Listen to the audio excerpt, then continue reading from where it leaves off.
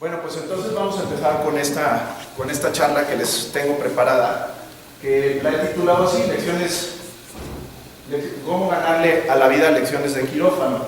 Y es que, ¿qué sucede? Sucede lo siguiente: yo no les voy a hablar de nada de medicina, ni les voy a hablar de nada de mi especialidad, les voy a hablar simplemente de lo que yo, a lo largo de mi experiencia y de mi práctica médica, he llegado a la conclusión, y hoy tengo como lema esta frase, que dice que solo la tristeza de la adversidad te dará la alegría de superarla. Y esto es una realidad. Todo aquel que hoy goza de algún beneficio, de algún triunfo personal, de algún triunfo profesional, etcétera, etcétera, para saber valorar eso, muy probablemente tiene que haber sufrido antes. Y entonces yo les voy a hablar de lo que he dado en denominar las 4 P's, y creo que estas 4 P's son importantes y unos pasos muy útiles para cualquiera de ustedes que pueden aplicar en su vida. Les voy a explicar de qué se trata esto.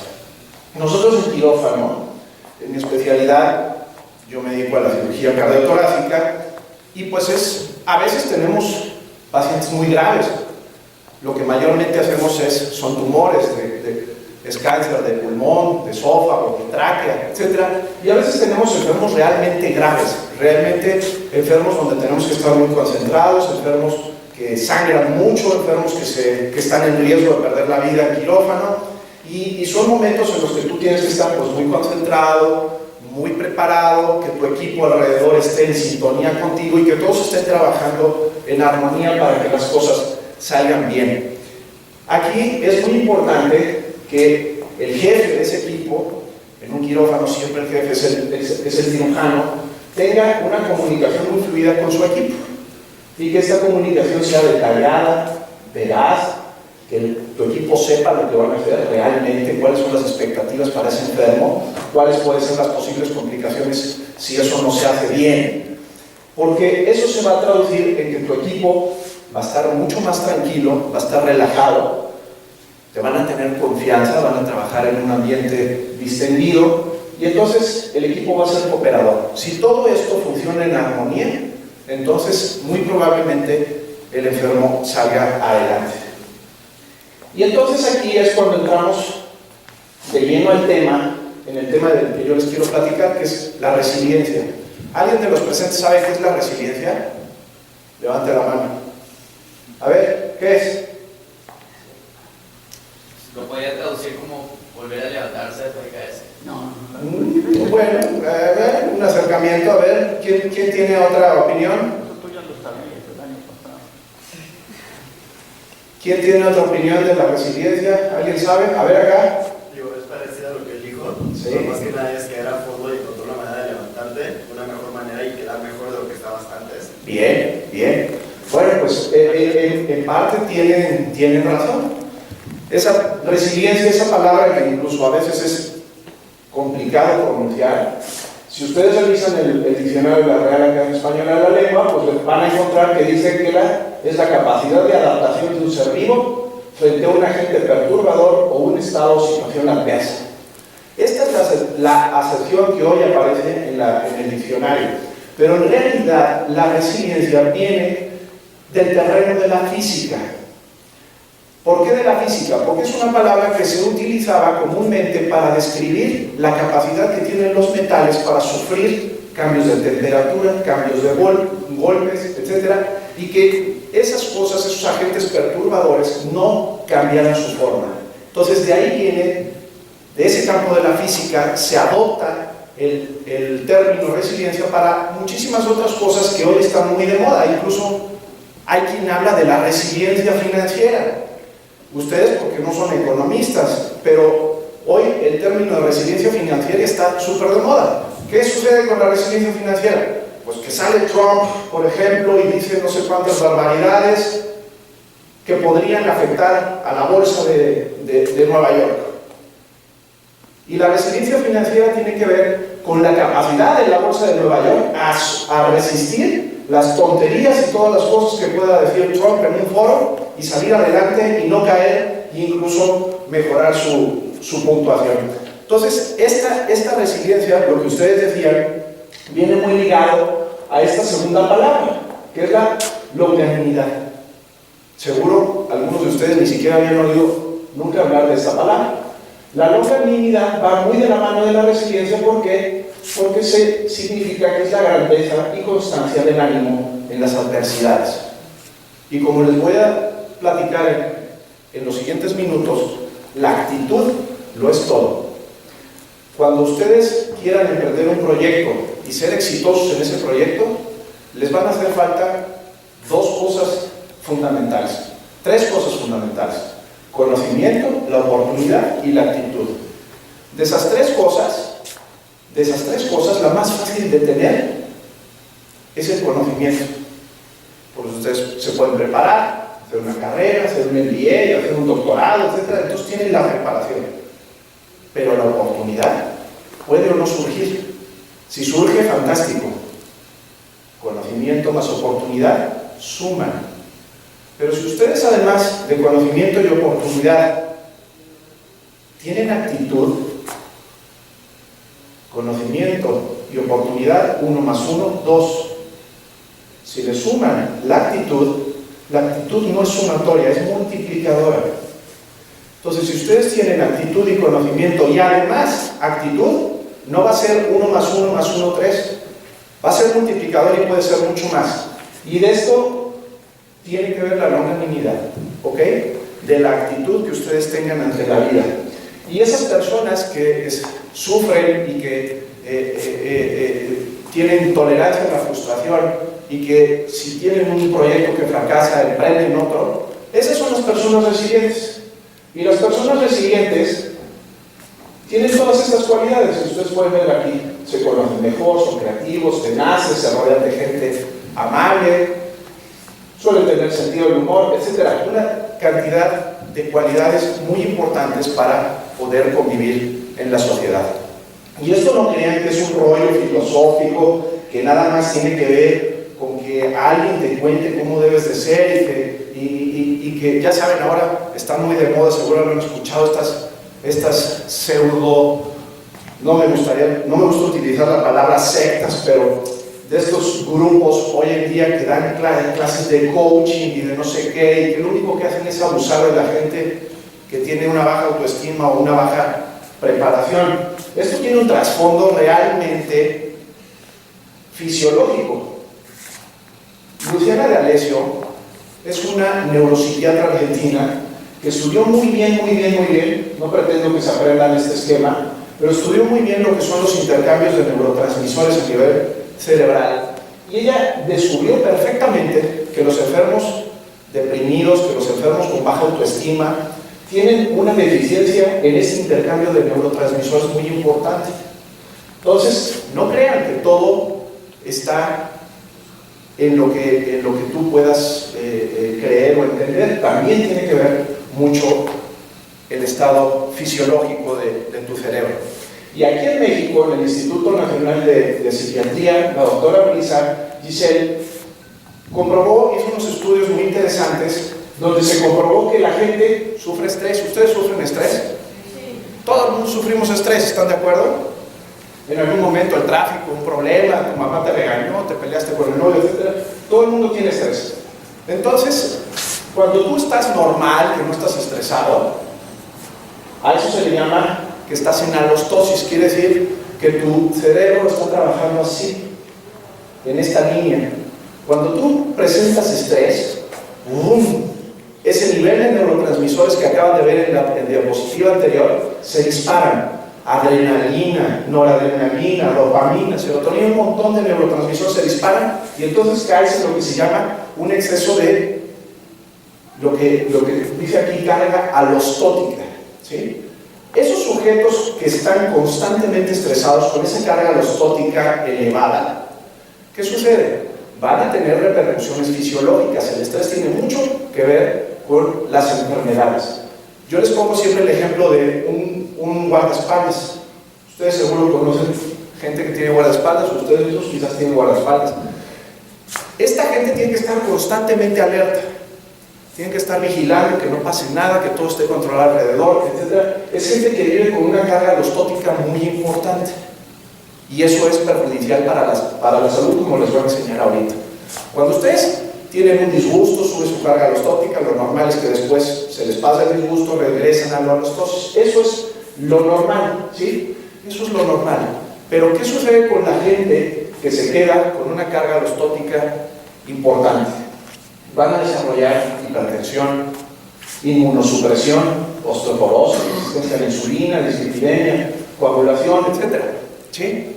Ustedes han oído hablar del bullying en las escuelas o del acoso laboral en las empresas, ¿sí o no? Hoy en día, cuando alguien se quiere quejar y dice, no, es que mi jefe me maltrata y me presiona mucho, o es que en la escuela los niños le pegan a mi hijo, etc. Hoy en día hay estudios objetivos, mediciones de laboratorio que se pueden pedir para comprobar si eso es verdad o no. Y si eso es verdad o no, fíjense lo importante que sería este tema de la alostosis y de las cargas alostóticas, porque incluso entraríamos en terrenos legales laborales o, como les digo, para cosas de bullying, etc. Estos son algunas de las cosas que se pueden solicitar en laboratorio para comprobar si efectivamente una persona con carga alostótica importante está sufriendo o no. Y si esta persona tiene estas cosas elevadas, entonces muy probablemente en el futuro pues puede desarrollar, como les acabo de enseñar, hipertensión, estados inmunodepresivos, cáncer, etc. Pero a lo que les voy es a esto. Este muchacho que está aquí es un amigo mío en España que se llama Juan.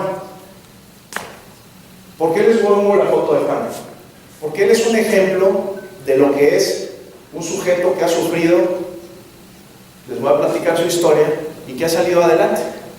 Juan nació en un pueblo al sur de España, un pueblo muy pobre, donde hay unas minas. Es un lugar que se llaman las minas de Río Tinto, que es básicamente lo que sacan es mercurio de ahí.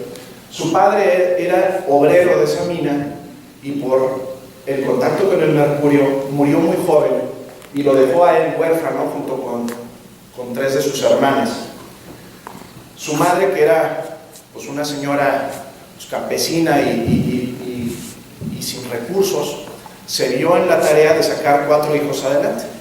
Entonces unas monjas que habían en ese pueblo le ofrecieron a su mamá que como ayuda para poderlas ayudar a salir adelante, se llevaban a Juan a un internado en Madrid donde le podrían dar educación, comida, etcétera, y ella pues se quitaba esa responsabilidad de encima. Y la pobre señora pues se vio en la necesidad de aceptar ese trato y dejar que su hijo se fuera a Madrid. Total es de que Juan desde muy chiquito pierde al padre y su madre lo deja que se lo lleven a un internado a Madrid. ¿Eso es un problema o no es un problema? ¿Cómo creen que haya crecido ese muchacho? Terrible, ¿no?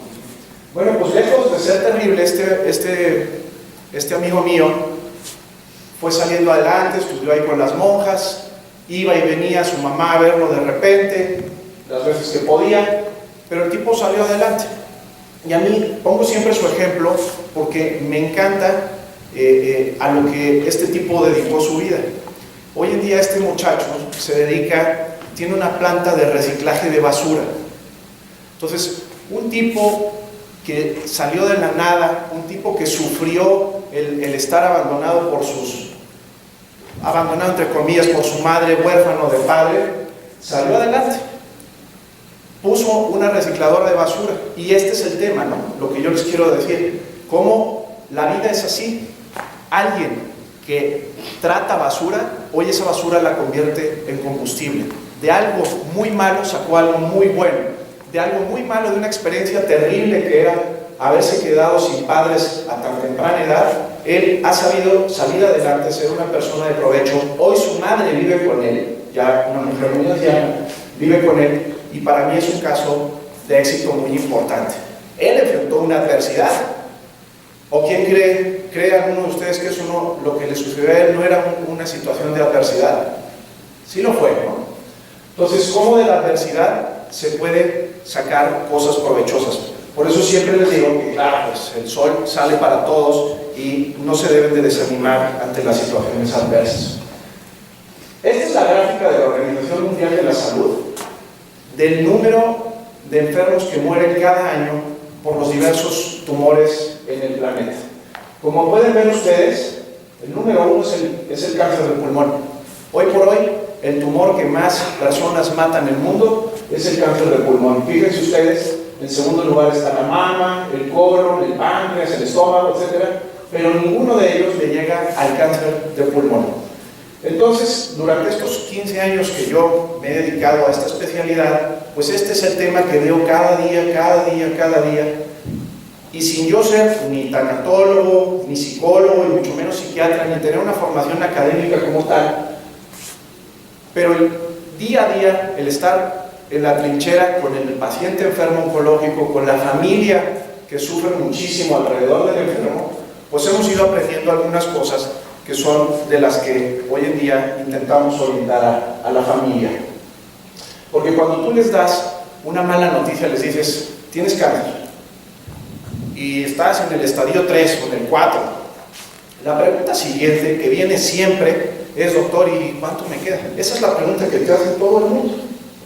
Entonces, pues lo que normalmente les contestas es, mira, una persona en tu situación, con tu diagnóstico y con tu estadio, las estadísticas dicen que vas a vivir un año. Entonces, tú lo que les tienes que ofrecer es que con el tratamiento integral que le vas a dar al paciente, vas a intentar que esté por encima de esa media de un año. Pero muy importante es que les digas que con ese diagnóstico es un momento de oportunidad, quizás, para que ese año sea el mejor de su vida.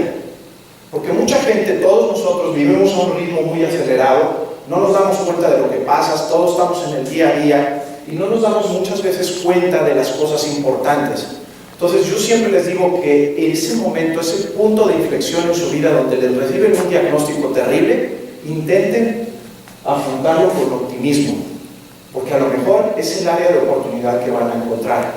Yo tengo muchísimos ejemplos que contarles, pero alguno así muy rápido, por ejemplo, de gente que ya muriéndose, el día que se están muriendo, se mueren y te puedes decir, doctor, pues gracias por haberme dado estos 18 meses de vida y de haberme hecho esa reflexión el día que me diagnosticó, porque pude reconciliarme con mi hermano que hacía 20 años que no hablaba con él, pude hacer el viaje con mi familia que tenía planeado hace cuántos años, pude hacer mi testamento que nunca lo había hecho.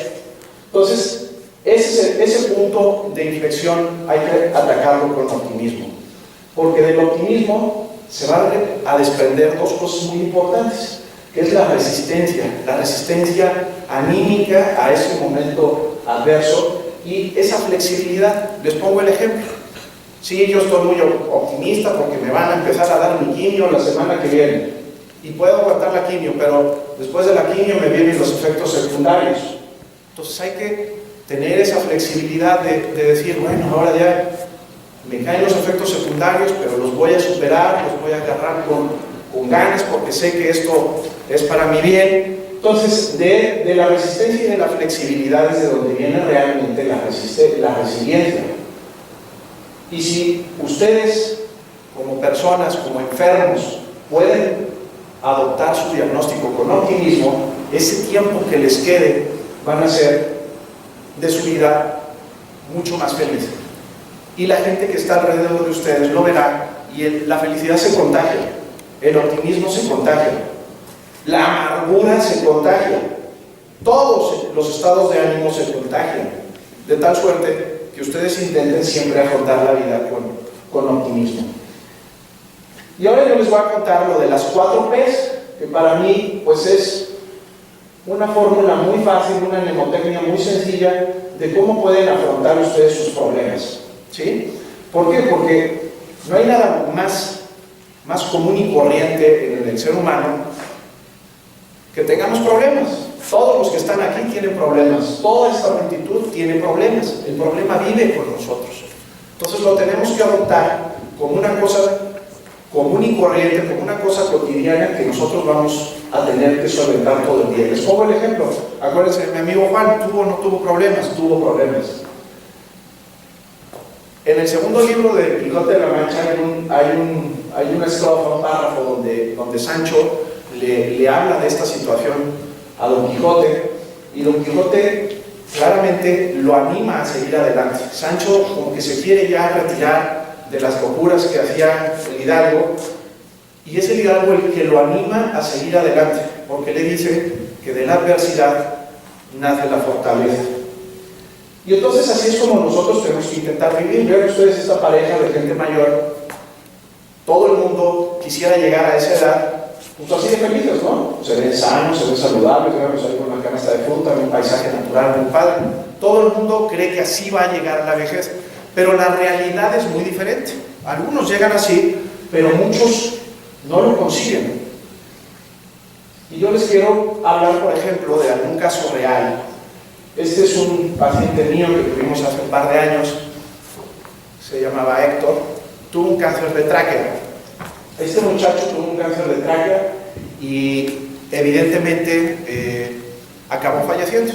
Acabó falleciendo 8 meses después de la cirugía que le habíamos hecho, que en realidad no fue una cirugía curativa, fue una cirugía de rescate porque el tumor le estaba tapando la tráquea y en cualquier momento se iba a asfixiar. Pero lo importante de la historia de Héctor es que era un tipo de 34 años, con 2 niños y la mujer embarazada.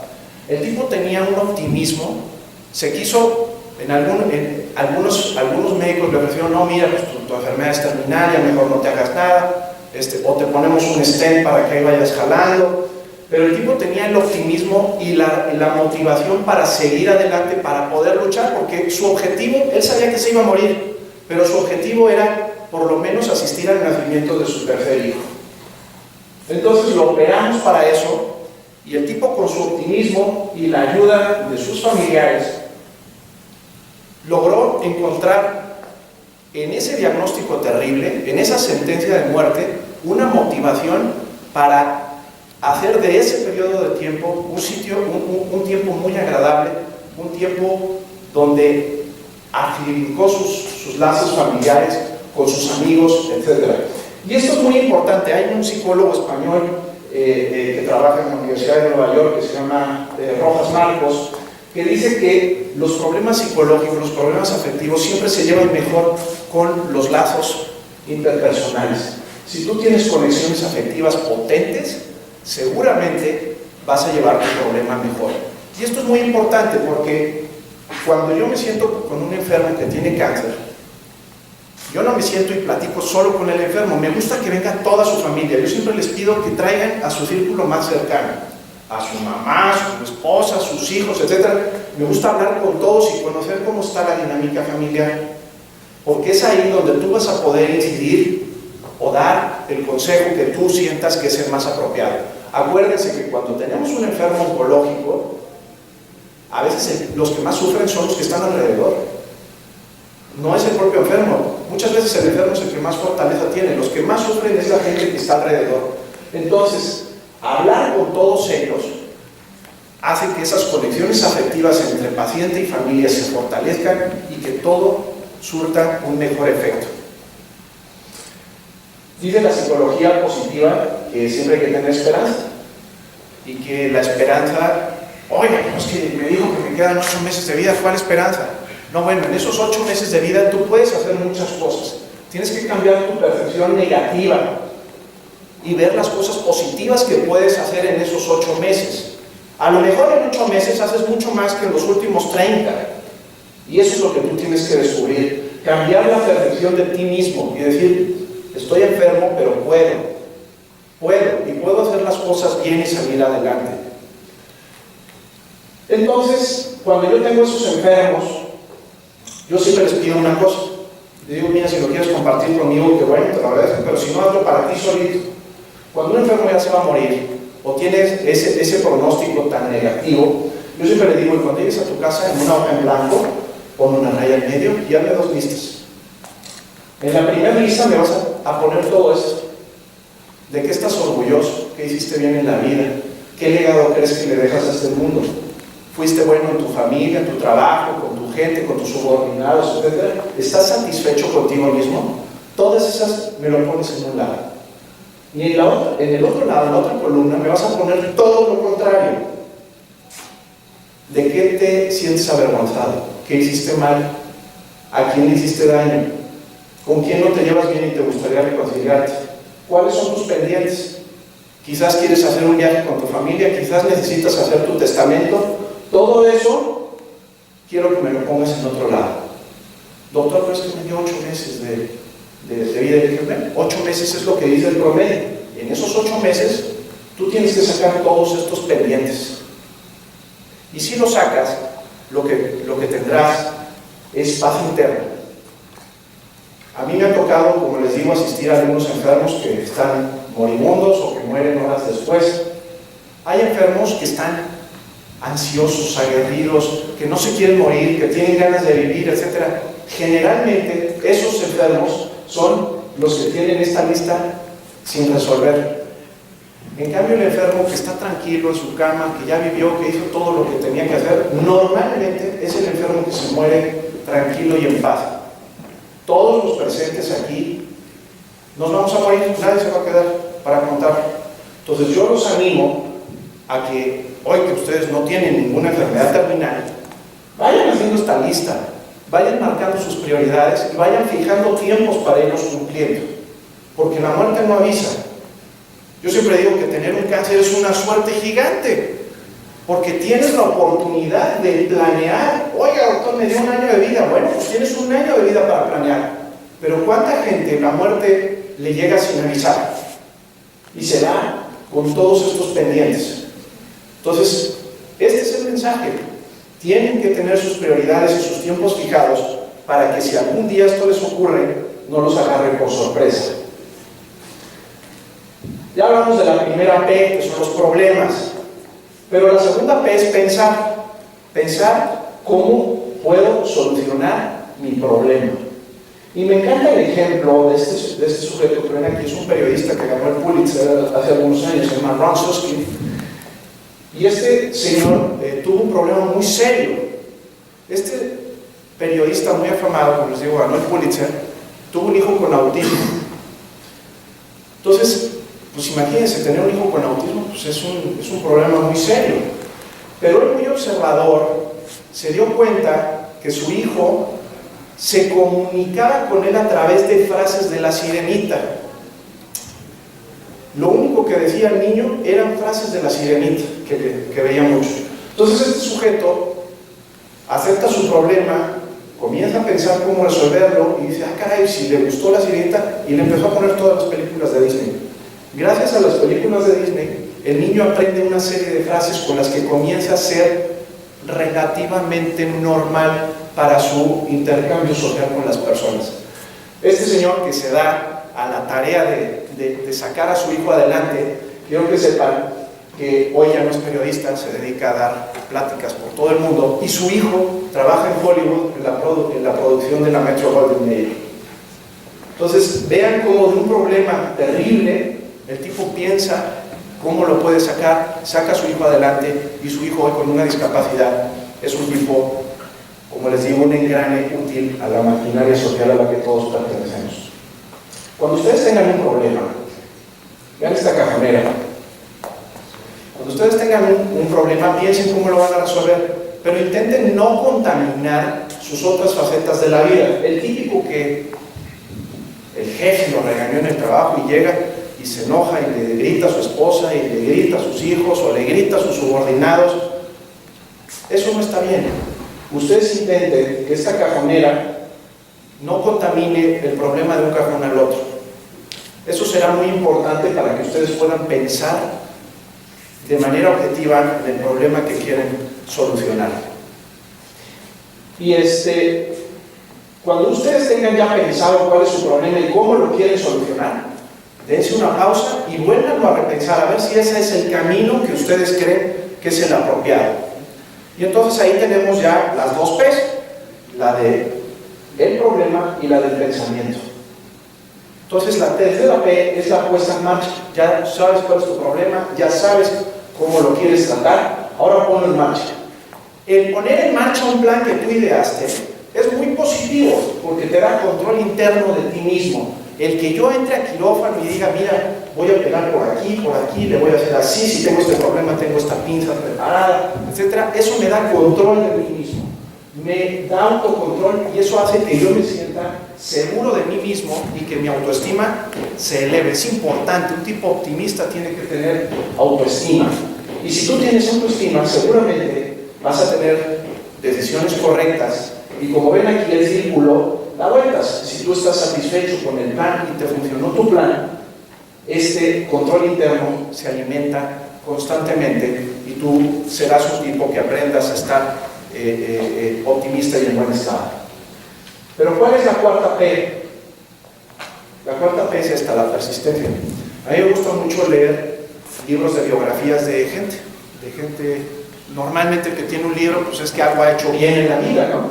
Y me gusta leer esas biografías y lo que yo he encontrado es que hay un común denominador en las biografías de todas las personas exitosas, que es esta, la persistencia.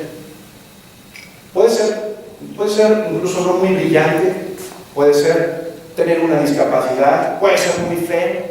Dices, ay, pero ¿cómo va a triunfar este en Hollywood? Es horrible. Bueno, pues ahí tienen, por ejemplo, a Danny DeVito, enano, gordo, feo, calvo, y vean, por ejemplo, ¿no? Pero ¿cuál es el común denominador de todos ellos? La persistencia. Todo aquel que se fija un objetivo y dice, voy a llegar ahí, me tarde lo que me tarde, lo consigue. Entonces, si ustedes tienen un problema, ya pensaron cómo resolverlo, tienen un plan para ponerlo en marcha y son persistentes, tengan la seguridad de que van a solventar ese problema de manera satisfactoria. Estas son las 4 P's. Y me encanta este video, porque este video es la vida. Esta es la vida. Así es la vida. Ustedes están ahí, como esta iguana, plácidamente en la vida, no se meten con nadie, no quieren problemas con nadie, pero están ahí, están aquí en la tierra. Y si están aquí en la tierra, los problemas les van a llegar, quieran o no quieran. Ya no esta pobre iguana, se le está acercando un problema. ¿Es un problema o no para la iguana? Claro que es un problema, pero el tipo ya la vio, sabe que tiene un problema y está pensando qué va a hacer, está ideando su plan, su puesta en marcha. Cuando ve que el problema le viene encima y tiene ya las 3 P's planeadas, va a poner su puesta en marcha. Pues ¿cuál es su puesta en marcha? ¿Cuál creen que sea su puesta en marcha? Pues córrele, ¿no? Córrele. Así es la vida. Como la iguana, ustedes tienen que sortear los problemas y no van a tener uno. Cuando tengan uno, normalmente los problemas vienen acompañados de otros problemas. Y vean cuántos problemas le caen a esta pobre iguana.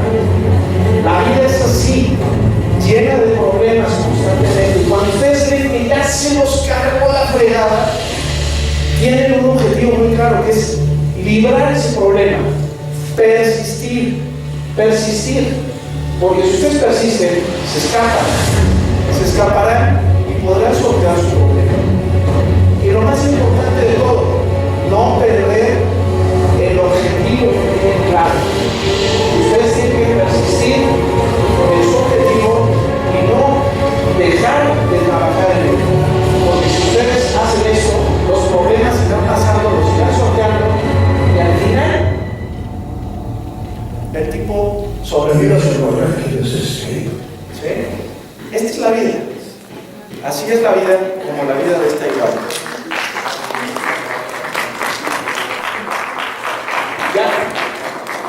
Ya casi para terminar, acuérdense de lo que les dije del control en sí mismo y de la autoestima. Pero ojo con la autoestima. Que esta autoestima no los lleve a perder una percepción real de sí mismos. Porque cuando ustedes pierden la percepción de sí mismos, es cuando suceden los mayores errores. Yo siempre digo, los muchachos que están aprendiendo a manejar no chocan. Chocan cuando ya creen que saben manejar muy bien. Esto es lo mismo. Cuando tú te sientes ya dueño total de la situación, ojo, porque ahí es donde te van a vivir tus primeros fracasos. Ya por último, un psicólogo muy afamado, Maslow, nació en Nueva York, hijo de judíos inmigrantes de la guerra, de judíos polacos. Llegan a Nueva York y este tipo hizo toda una disertación gigante de cómo debe ser, cuáles son las prioridades de un sujeto en la vida. Y fíjense, hasta abajo pone pues, las cosas más básicas, que es respirar, alimentarse, dormir, etc. Pero fíjense cómo hasta arriba de su pirámide de necesidades aparece la resolución de problemas. Aquel sujeto que aprende a resolver sus problemas adecuadamente será un tipo mucho más pleno, mucho más feliz. Por último, las 4 P's, recuérdenlas, creo que son útiles para todo tipo de problemas. Sean felices, ríanse, reírse es una gran terapia, y acuérdense de las virtudes de las personas resilientes. Si ustedes logran esto, les aseguro que van a ser personas más plenas y más felices. Muchas gracias.